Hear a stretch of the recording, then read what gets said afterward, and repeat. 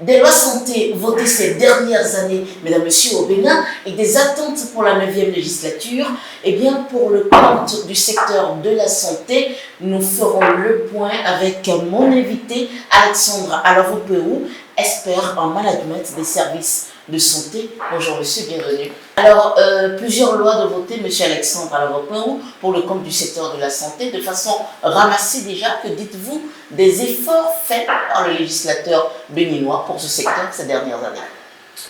Je vous remercie.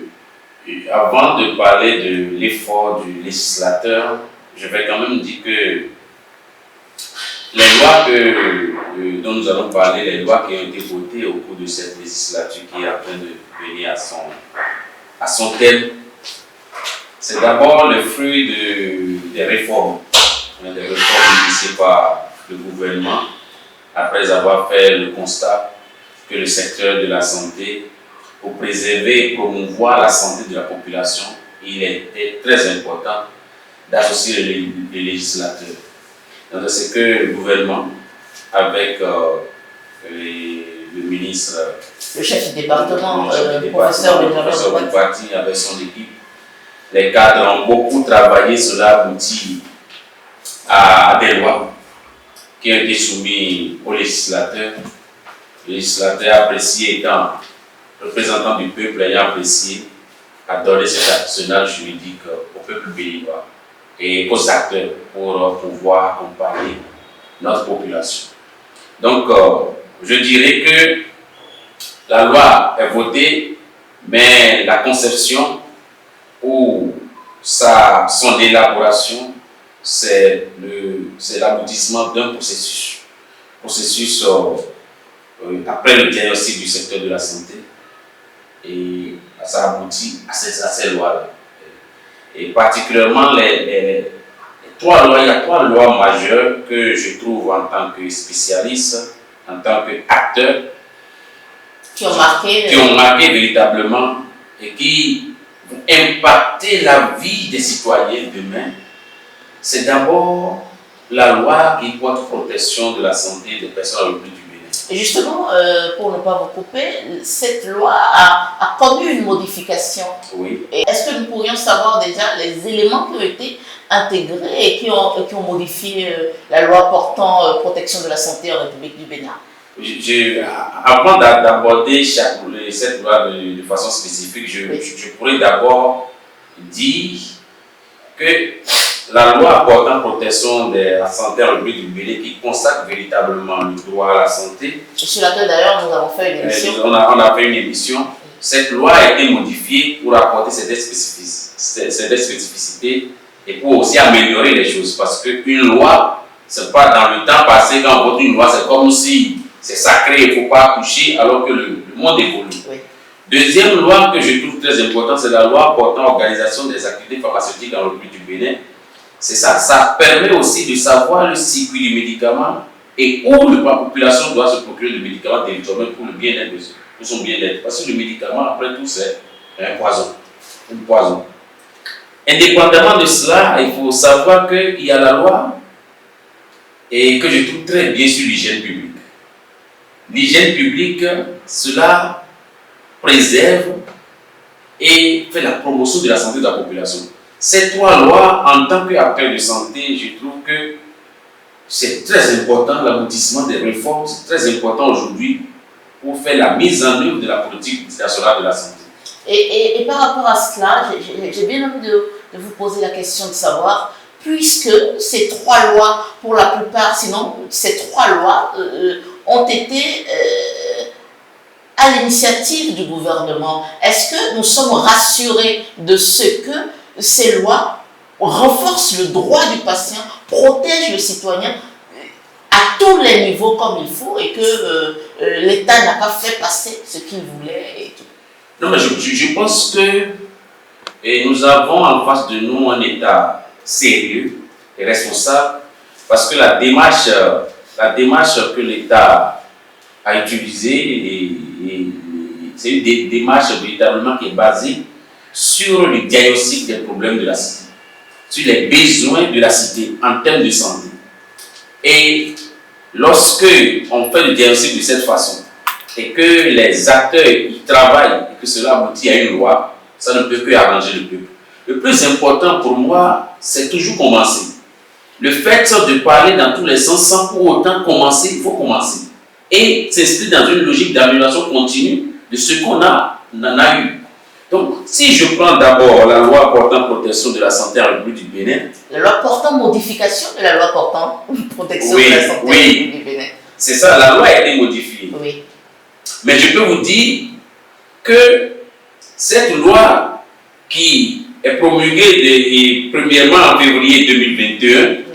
D'abord cette loi consacre le droit de tous les patients et rend l'assurance maladie obligatoire, dit comment chaque personne doit se comporter en temps d'épidémie, a dit clairement ce que chaque acteur devrait faire pour protéger la santé de la population et aussi les dispositions pénales lorsque quelqu'un est en faux avec la loi. Et qu'est-ce qui a été fait sinon, qu'est-ce qui a justifié la modification de la loi? Est-ce que des choses ont été retirées? Non, je pense que des choses ont été beaucoup plus renforcées dans cette loi. C'est pour ça que ça me fait un peu de la peine quand les cadres ont travaillé, le législateur a mis l'outil à notre disposition et nous n'avons pas connu véritablement la vulgarisation et la dissémination de cette loi avec la population, parce que c'est un outil qu'on a donné au peuple, mais aussi aux acteurs de la santé pour pouvoir exercer leur droit de grève. C'est leur droit de la santé, mais au-delà de tout, au moins nous avons mis en place l'ARS, l'autorité de régulation du secteur de la santé, qui est chargée de la réalisation du droit à la santé. Mais ce qui est fondamental, qu'il faut retenir au niveau de cette modification, c'est que, indépendamment de ce qui était dans la loi, en ce qui concerne le droit des patients, le droit à la dignité, sa dignité, le droit de se plaindre, tout ça, il y a aujourd'hui le droit d'avoir accès à son dossier médical. Lorsque vous avez des soupçons sur un acte qu'on a posé sur vous qui porte atteinte à la vie d'un patient, et si le patient ne peut pas s'exprimer, la personne à qui il a confiance peut aujourd'hui introduire ses réclamations. En toute légitimité, parce que cette loi lui a donné le pouvoir de faire des réclamations sur le diagnostic, sur la prise en charge qu'on lui donne, que ce soit dans le secteur public, que ce soit dans le secteur privé. Donc aujourd'hui, ce qui est complété, c'est beaucoup plus les réclamations en termes de droit et accès au dossier médical. Il a le droit d'avoir accès à son dossier médical et de chercher à comprendre ce qu'on fait. Mais c'est des innovations de notre loi aujourd'hui. Et c'est un arsenal juridique, on doit se l'approprier à tous les niveaux. Et ce qui est encore, qu'on a ajouté, est que si vous allez dans un service de santé, clinique, cabinet privé, hôpital public, pharmacie, dans un service de santé, et que vous vous sentez brimé dans vos droits, le législateur a ajouté aujourd'hui, vous devez vous référer d'abord responsable du service de santé. Mais dans la loi, dans la première loi, il n'était pas prévu clairement de se recourir directement au responsable du service de santé. Or, c'est lui, de façon administrative, pouvant écouter le malade et lui donner les orientations nécessaires. Lorsque cela échoue, il pourra quand même passer au ministre de la Santé, à l'ordre professionnel ou bien au tribunal. Le responsable du service de santé, généralement, n'est pas compétent en matière de santé. Enfin, parfois, n'est pas compétent en matière de santé. Non, mais je pense que le responsable d'une pharmacie, le responsable, c'est le titulaire de la pharmacie. Non, c'est un pharmacien. On prend le cas un hôpital, c'est une administration. Lorsqu'il s'adresse à l'administration, un directeur, si le directeur n'est pas un médecin, même si le directeur est un administrateur, sous le directeur, il y a quand même des chefs de service qu'il faut pouvoir conseiller clairement sur la pratique et tout ce qui a été fait. Donc, cette loi dit clairement comment il faut faire pour pouvoir obtenir gain de cause lorsqu'on se sent privé. En un mot, cette loi a rendu plus fluide et plus claire la procédure de plainte. Absolument, et que chacun sait désormais dans notre secteur de la santé ses rôles et ses responsabilités. Que ce soit le patient, que ce soit les acteurs de santé, c'est déjà un bon début en termes de redevabilité sociale, en termes de redevabilité, en termes de prise de conscience dans le travail d'un acteur de santé. C'est déjà un effort très très louable. Maintenant, les différents systèmes, les différents, comment on appelle, agences, conseils mis en place vont aider à la mise en œuvre, comment on appelle, à la dissémination et à rédiger beaucoup de directives, beaucoup de décrets d'application pour aider la population à quand même, comment on appelle, à être satisfait de leurs besoins en termes de santé. Monsieur Alexandre Alavapeo, dites-moi, est-ce qu'il y a d'autres innovations contenues dans cette loi portant protection des personnes en République du Bénin? Autre innovation qu'il faut savoir, c'est que la loi prévoit l'assurance maladie obligatoire. C'est-à-dire que les législateurs aujourd'hui, qu'on le veut ou non, ils ont donné à la population béninoise l'opportunité de mettre en place un système de solidarité nationale et pouvant aider un Béninois qui tombe malade à ne plus avoir de soucis, de barrières financières. Vous voyez, la loi dit clairement que les employeurs du secteur public comme privé doivent prendre en charge au moins 80% des besoins en santé en termes de paquet de soins que l'assurance maladie garantit. On doit prendre en charge 80%. Les 20% restants, c'est à la charge de l'employé et qu'on va le débarquer à la source. C'est déjà un effort très louable qu'aujourd'hui, on demande, la loi oblige l'employeur à prendre en charge au moins 80% son employé et que l'employé aussi prend conscience que la santé est prioritaire et cotise à hauteur de 20%. Ça, c'est de l'innovation. Et tous les autres secteurs s'organisent à souscrire, même si vous êtes libéral, vous souscrivez à une assurance maladie. Même si vous ne tombez pas malade, votre souscription aide la population. Parce que le peuple, c'est un.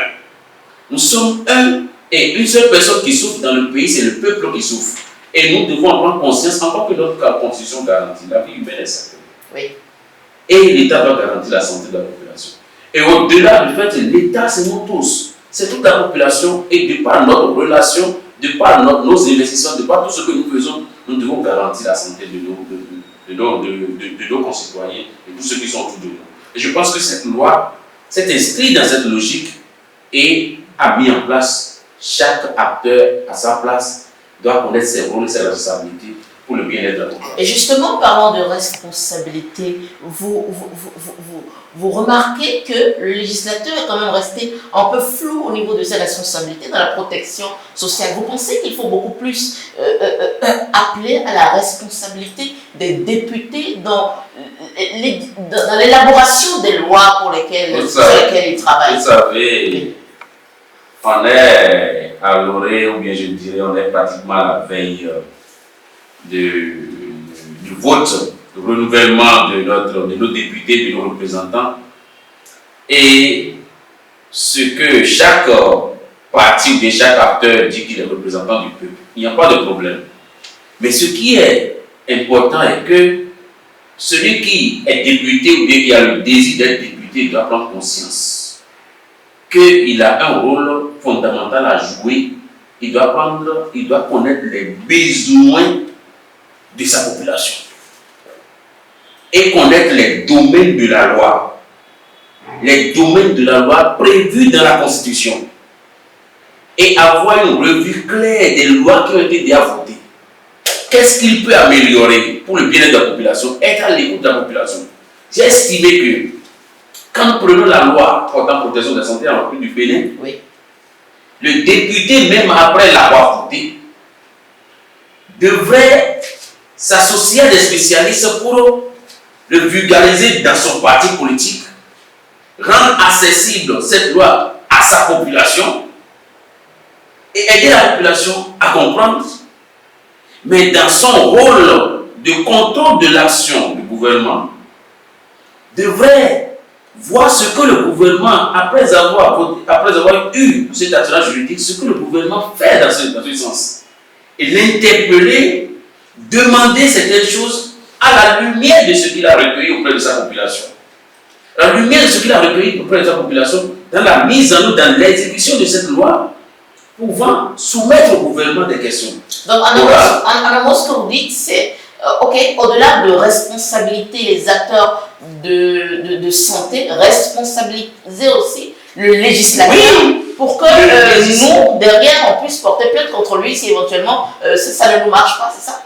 Non, on ne peut pas porter plainte contre le député, mais le député, étant donné qu'on lui a donné le mandat de nous représenter, il doit quand même, effectivement, voter les lois sur la base des besoins de la population. Dans le but de satisfaire le besoin de la population. Il doit se poser la question, quand il veut voter une loi, ça satisfait à quel besoin, si c'est dans le désir de la santé, à quel besoin en santé de la population. Ça doit être clair.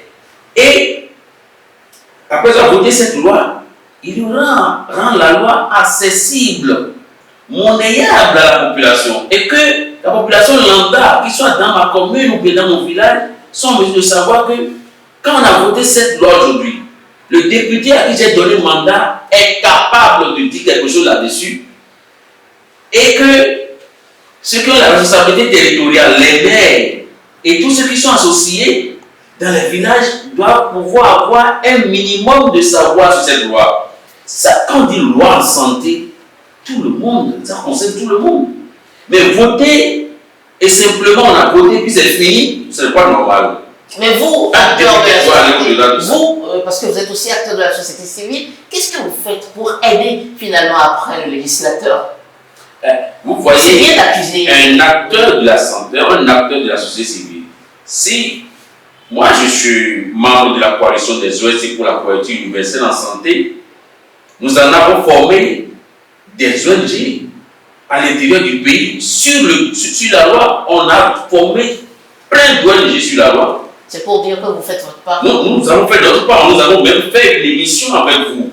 Aussitôt que la loi a été votée, nous plaidons tout le temps à ce que la loi conforme les acteurs, les groupes de jeunes, les leaders, à leur dire ce qu'il faut faire désormais dans nos hôpitaux. Parce que la loi ne permet pas à la population de faire du désordre dans les hôpitaux. Mais la loi responsabilise chaque acteur de faire ce qu'il faut pour le bien-être de la population. Alexandre Alavantno, nous allons poursuivre cette émission et parler à présent de la loi portant organisation des activités pharmaceutiques en République du Bénin. De cette loi, que dites-vous? Donc la loi portant organisation des activités pharmaceutiques en République du Bénin, c'est l'aboutissement aussi des réformes. Vous savez, un médicament, c'est à la base du poison. Et on ne peut pas permettre à ce que la population en consomme des médicaments à tout vent. C'est pourquoi cette loi a été votée pour le bien-être de la population et responsabiliser les spécialistes de médicaments, les pharmacies et tous les acteurs de la chaîne d'approvisionnement de médicaments jusqu'à la consommation. Et la loi, ce qui est important pour moi que je voulais partager et que je félicite non seulement le gouvernement, mais les législateurs, c'est la loi là dit clairement où on doit se procurer des médicaments. Et là où on ne doit pas se procurer ni vendre de médicaments. C'est très important ça qu'on a mis en place et que chacun devrait se donner à l'activité qui lui est et pour lesquelles il en a l'agrément ou bien l'autorisation de l'exercer. Vous voyez, cette loi dit clairement qu'on ne doit pas vendre de médicaments dans les marchés, sur les étalages, dans les foires. On ne doit pas trouver ça. On ne peut que se procurer de médicaments que dans les officines de pharmacie. Mais est-ce que vous ne ramenez pas un débat vieux déjà, parce que c'est pas un débat. Pour ce qui concerne la lutte contre la vente des médicaments, enfin, dans la rue et tout a quand même plus ou moins prospéré au Bénin. Et il y en a plus. La loi, dès l'instant où le législateur a pris conscience, le gouvernement a pris conscience, et qu'on a voté une loi qui interdit cela, avant, chacun profitait d'un vide juridique. Aujourd'hui, il y a une loi. Si quelqu'un se livre au circuit du faux médicament, il aura à répondre de cela vis-à-vis de cette loi aujourd'hui. Ça continue, c'est ce que vous dites sans si, vouloir le dire? Non, moi je ne le dirai pas, je n'ai pas des preuves que cela existe. Mais s'il y a des gens qui me suivent et qui se livrent encore à un circuit autre que le circuit prévu du médicament au Bénin, ils peuvent déjà savoir que le législateur a mis en place une loi aujourd'hui qui punit sévèrement cela. La population, parce que je m'adresse au fait à la population, ce bilan que nous faisons, c'est beaucoup plus à la population, non pas aux acteurs, mais c'est beaucoup plus à la population de savoir aujourd'hui que le médicament, il faut l'acheter en officine de pharmacie. Il faut l'acheter dans la pharmacie intérieure des services de santé ou dans les dépôts pharmaceutiques. En dehors de ces 3 endroits, vous achetez de faux médicaments. En dehors de ces 3 endroits, vous achetez de faux médicaments. Et donc, nous tous, dès l'instant où le législateur a donné ce pouvoir, le député ou un élu de la nation, s'il a vraiment voté, ou bien il pense qu'il peut aller à l'Assemblée, il doit pouvoir se l'approprier et aider sa population à prendre de bons médicaments. C'est son rôle. C'est son rôle d'aider la population à prendre du bon médicament dans le circuit qu'il faut pour garantir sa santé. L'autre aspect dont je ne sais pas si la loi portant organisation des activités pharmaceutiques en République du Bénin a parlé, c'est la non-concordance des prix dans les officines de pharmacie concernant les médicaments. Parfois, vous allez dans une pharmacie A, le produit est à 2000 francs. Vous allez dans une pharmacie B, le même produit est à 6000 francs. Qu'est-ce qui explique ça? Est-ce que le législateur, dans cette loi-là, a régularisé ou a harmonisé les prix? Et est-ce que vous, en tant qu'acteur de la société civile, experts et autres, vous y veillez ou pour votre autre casquette? Je vais vous dire que la loi ne règle pas les problèmes spécifiques. La loi donne clairement des grandes orientations. Il y a les décrets d'application, il y a les directives. Et ceux qui sont les mieux outillés pour répondre à ces questions, les réformes ont abouti à la mise en place de l'agence de régulation pharmaceutique. Et il y a le ministère du Commerce qui joue un rôle en matière de tarifs. Il y a le système douanier qui joue un rôle en termes de tarifs. Tous ces acteurs, au-delà de ce que la loi a prévu, sont chargés de la mise en œuvre. Et l'ordre des pharmaciens joue quel rôle dans ça, là, par exemple? Je ne suis pas un acteur pouvant répondre, ni mandaté pouvant répondre spécifiquement à ces questions, mais j'estime que ceux qui sont habilités à répondre à cela sont beaucoup plus... Il faut véritablement s'adresser à ces structures spécifiques pour pouvoir avoir ce qui fait qu'il y a cette disparité de prix. Mais je pense, en tant qu'acteur de société civile, en tant que militant de la couverture universelle en santé, que ces questions ont été posées déjà dans les prisons et les acteurs qu'il faut sont en train de travailler pour que la population ait une uniformisation du prix sur le terrain. Alors, l'autre loi sur l'autre loi dont nous allons parler est la loi numéro 2022-04 du 16 février 2022 sur l'hygiène publique en République du Bénin. Vous dites que c'est une loi à fort impact sur la santé au Bénin. Oui. Vous savez, moi j'ai eu un sentiment de grande fierté. Grande fierté le jour qu'on a voté cette loi. Quand j'ai parcouru cette loi, j'ai vu, est-ce que le législateur a pris véritablement la mesure de ce qu'il nous donne comme outil au gouvernement? Est-ce que la population c'est désormais que ces problèmes, les problèmes liés à la santé, la majorité des problèmes liés à la santé sont liés au fait que le milieu de vie n'est pas bien assaini. C'est lié à l'hygiène.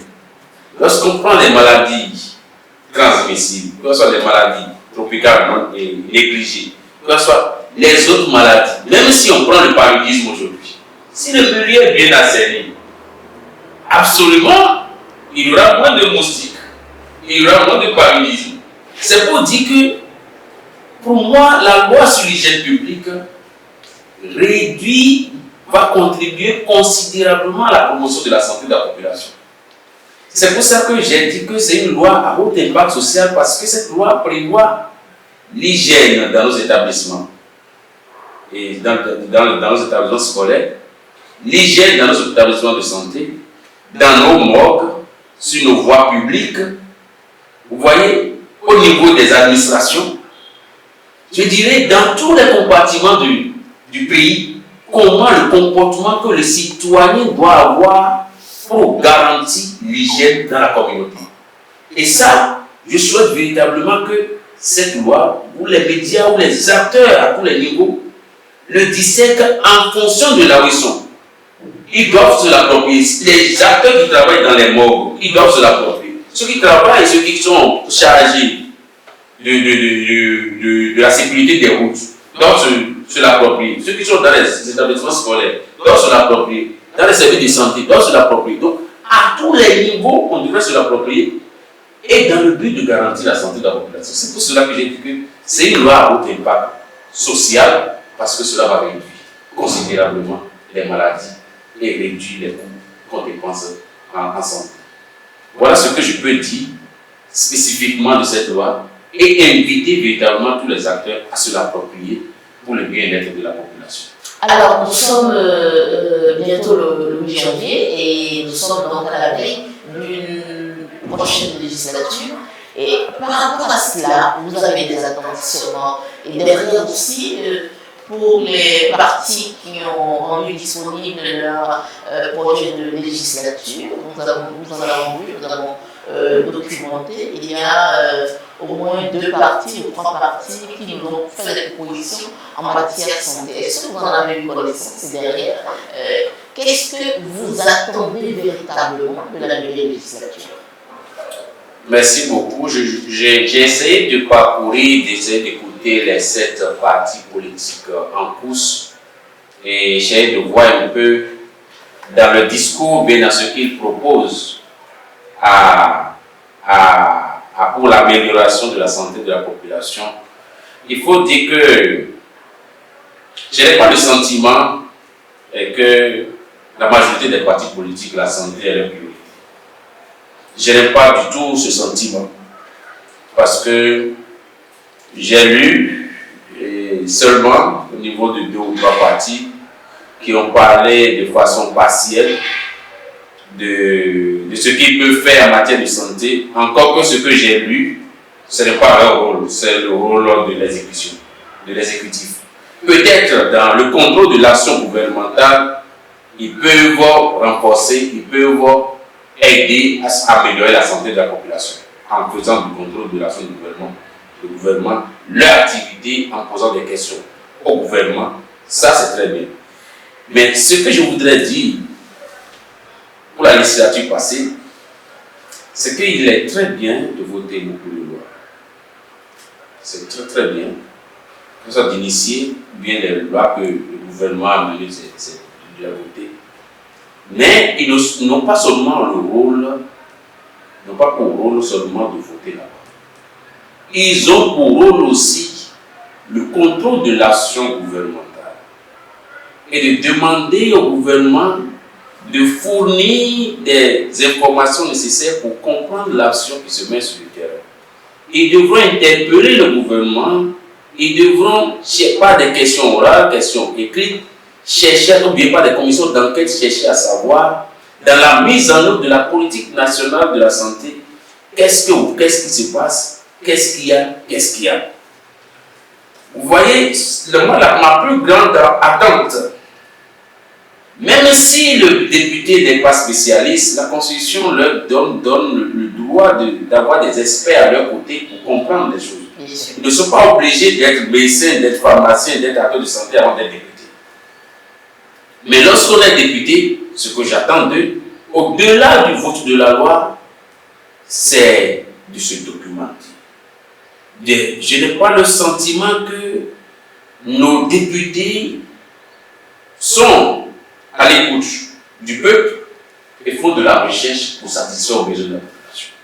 Moi, j'attends d'eux des hommes, des femmes qui cherchent véritablement les besoins de la population, font véritablement, sont à la tête de la vraie information pour donner au peuple, mais aussi poser des questions. Parce que celui qui n'a pas l'information, celui qui ne demande rien au gouvernement, à l'exécutif, après lui avoir donné le pouvoir, l'outil de travail, ne lui demande pas à quel niveau il est, ne pourra pas véritablement rendre compte à sa base. Est-ce que nos députés, ils ont pris la mesure, ils savent à quoi ils sont appelés. Ils savent à quoi ils sont appelés et doivent faire, quand ils sont à l'écoute du peuple, et savent les besoins de la population et essaient de savoir à quel niveau se trouve l'action gouvernementale, ils devront initier des lois ou bien des modifications des lois qui sont déjà votées afin d'améliorer la souffrance de la population. C'est son rôle. Donc, initier une loi par un député, c'est que s'il n'a pas de difficulté à initier une loi, c'est qu'il n'est pas entouré de compétences. Même s'il n'est pas compétent, il n'est pas entouré de compétences et il n'écoute pas sa population. Et moi, ma plus grande attente, c'est d'aller, c'est de chercher à comprendre. C'est pas, je pense que dans la dynamique que je vois tout à l'heure, là, on parle beaucoup plus au peuple. On ne prend pas le temps de savoir quel est le besoin de la population. On va rencontrer la population, on lui dit, je veux faire des choses, je veux faire des choses pour vous, je veux faire des choses pour vous. Mais la population ne donne pas l'occasion de dire qu'est-ce que tu veux, qu'est-ce que vous voulez. Et après avoir pris pêle-mêle ce qu'on veut, on va voir quel est le domaine de la loi. Et sur quel plan des questions de la population, je peux demander au gouvernement à quel niveau vous êtes. Pour pouvoir voir comment faire des corrections, comment faire des modifications et comment améliorer les choses. Moi, je voudrais véritablement un législateur plus proactif, plus dynamique, à côté de la population, mais à représenter véritablement le peuple. Tout le monde dit qu'il représente le peuple, mais le peuple est un. Le peuple est un, et celui qui s'engage à représenter le peuple doit connaître les besoins de sa population. Voilà ce que moi je voudrais dire. J'attends véritablement un parlement dynamique, véritablement dynamique et actif sur le terrain et accompagné. Accompagner un gouvernement ne veut pas dire qu'on dit oui à tout, mais quand on dit accompagner un gouvernement, c'est de s'appuyer sur les leviers du développement. Les leviers du développement, ça n'a pas de couleur. Le développement n'est pas opposition ni mouvance. La santé n'a pas de couleur. Tout le monde peut tomber malade. Ce qui fait que nous tous, nous devons nous unir autour de la politique nationale de santé pilotée par aujourd'hui le professeur Benjamin Moubati et le chef du gouvernement. Que ce soit on est à gauche ou à droite, essayer de voir quel est l'idéal sur lequel nous devons nous reposer pour aider la population à subvenir à ses besoins en santé et à l'accompagner. Voilà ce que moi je peux dire. Merci à vous, M. Alexandre. Alors, pour vous, je rappelle, vous êtes expert en management des services de santé. Mesdames et messieurs, merci de nous avoir suivis. Loi santé votée ces dernières années et attente pour la 9e législature. Nous allons partir. Vous pouvez voter pour quel parti? Je vote au nom du peuple.